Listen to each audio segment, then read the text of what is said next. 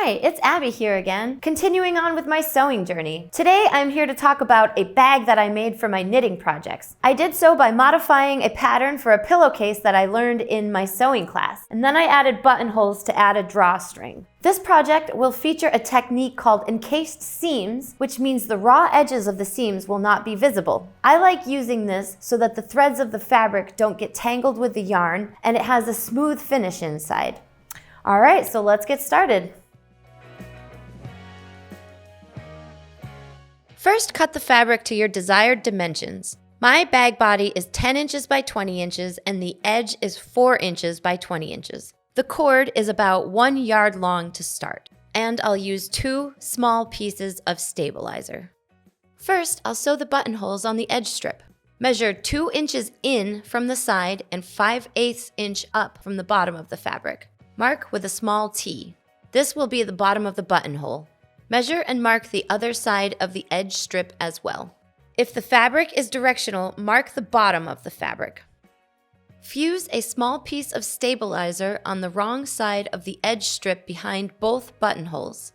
This will help prevent fraying at the edges.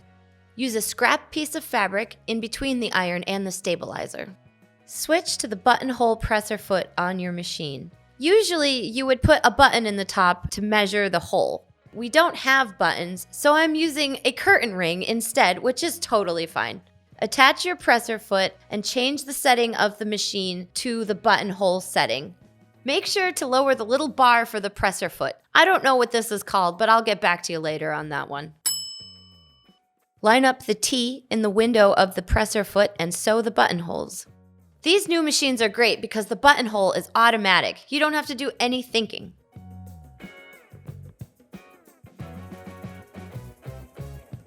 Carefully open the buttonholes. This is just to prevent any unintentional tearing of the fabric when it's folded later. Place a pin at the top of the stitches to make sure you don't rip any farther than you mean to. Use a seam ripper to slice the fabric in between the stitches.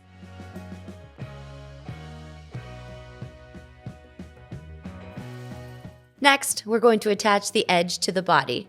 Pin the long sides of the 2 pieces of fabric face together with the buttonholes closest to the edge. Use a basting stitch to attach the pieces together using a 1/2 inch seam allowance. Use a different color thread to make it easier to see the basting seam later.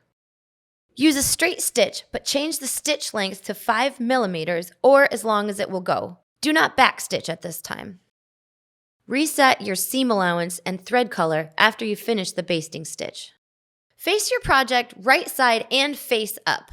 Roll the bag body towards the edge of the fabric.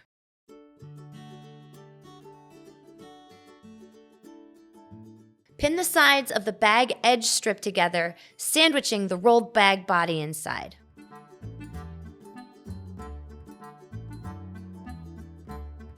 Sew a regular straight stitch using the back stitch this time with a 1/4 inch seam allowance. Make sure to keep your new seam to the right of the basting seam. Remove the basting seam by cutting every 3rd stitch or so using a seam ripper. You might be able to pull the bottom thread right out. Pick all the leftover threads out of the fabric.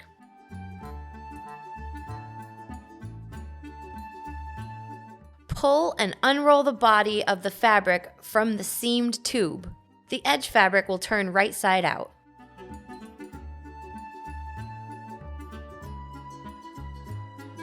Next, you're going to press your seams. Press the seams up on the back of your fabric. Don't go all the way to the top.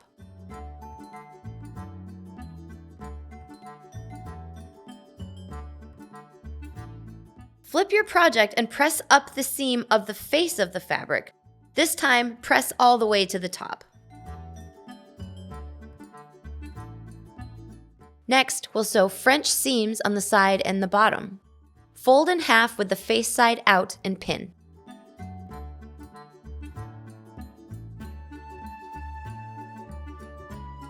Sew the edges with a 1/4 inch seam allowance and a regular straight stitch.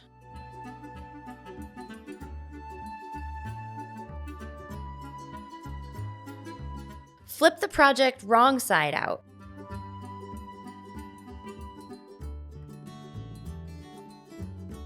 Sew the same edge again, this time with a 1/2 inch to a 5/8 inch seam allowance. Do what feels right so you are not running over your previous seam. Rotate your work at the corner and continue on to the end.